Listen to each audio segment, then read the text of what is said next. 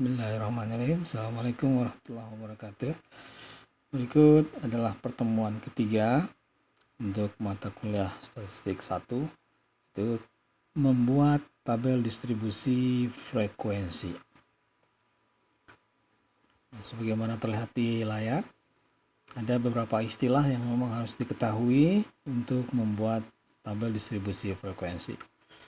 Yang disebut dengan kelas, tempat pengelompokan nilai suatu interval, banyak kelas, setelah banyaknya kelompok dalam tabel, kemudian tepi kelas, ada tepi bawah kelas, tepi atas kelas, kemudian panjang kelas, kemudian ada titik tengah kelas. Untuk lebih jelas bisa kita lihat pada contoh. Tentukan banyaknya kelas, batas kelas, tepi bawah kelas, tepi atas kelas, panjang kelas, dan titik tengah kelas pada tabel berikut. Terlihat pada tabel ini total dijumlahkan semua frekuensinya. Ini ada kelas-kelasnya.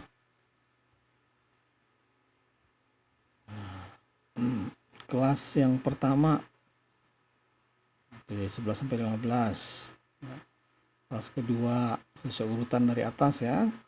Kelas ketiga 21 sampai 25. Ada berapa banyak kelas semuanya? 1, 2, 3, 4, 5, 6. Nah, itu banyak kelas. Sekarang kalau kita ambil adalah tepi bawah kelas, tepi atas kelas. Kita ambil untuk kelas yang pertama 11 sampai 15. Nah, batas bawah kelas itu adalah 11.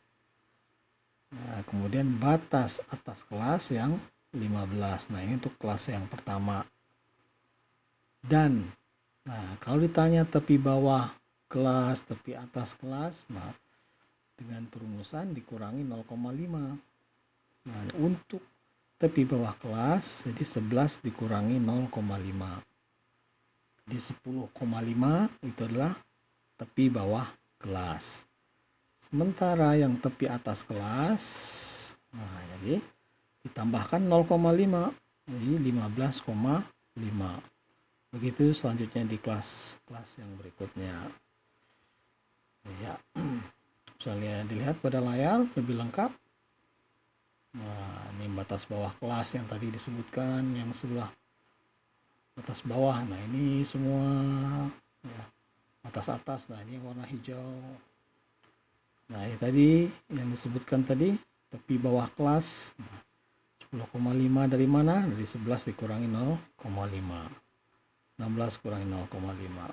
Tepi atas 15 tambahi 0,5. 15,5, 20,5 dan seterusnya. Nah, adapun langkah-langkah untuk membuat tabel distribusi frekuensi data tunggal menjadi data kelompok.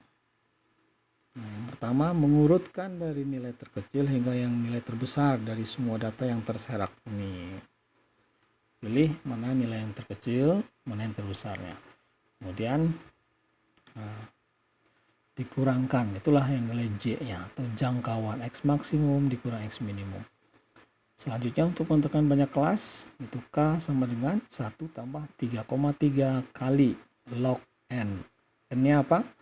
Ukuran data atau banyaknya data. Semisal ini ada 100 data semua, nah maka ini N-nya adalah 100. Berapa nih log 100? Ya, log 100 nilainya 2. Jadi 2 kali 3,3. Baru nanti ditambah 1. Nah, itulah nilai K-nya. Selanjutnya menentukan interval kelas. Dengan perumusan jangkauan dibagi banyak kelas. Ya. Nah, lebih jelas kita lihat pada contoh ini. Ini ada berapa?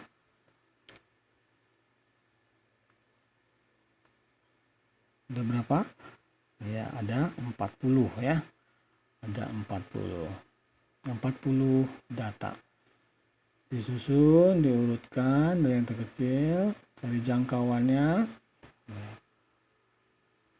X maksimum kurangi X minimum, sebenarnya boleh. Kita bisa cari banyak kelasnya. log n-nya adalah log 40, yaitu 1,6010 ya. Ditambah kalikan dahulu 10 tambah 1 jadi dapat 6,2833. Dibulatkan mendekati 7. Sehingga kita bisa membuat tabel distribusinya dimulai dari yang terkecil, X minimum tadi 59. Jadi 59 hitung sebanyak 7 ya, sampai jadi 59-nya masuk hitungan 59, 60 ya, 61, 62, 63. Nah, itu yang disebut dengan interval kelas. Nah, yang ini tadi diperoleh 5. Yang 34 jangkauan dibagi banyak kelas tadi 7. 4,86 jadi dibulatkan 5. Nah, jadi 5 interval kelasnya 5. Berikutnya juga sama. 64, 65, 66, 67, 68. Jadi 64 dan 68-nya disebut semua. Nah, itulah yang interval kelas. Nah, ini dari mana frekuensinya? Ini 55 ini, yaitu dari menghitung, ditandain satu persatu. Yang 59 yang masuk dalam interval 59 sampai 63 mana aja? Dari atas ini dicoret satu persatu. 1 ya, 59. Mana lagi yang sampai 62 ya, 3, 4, 5. Nah, ini.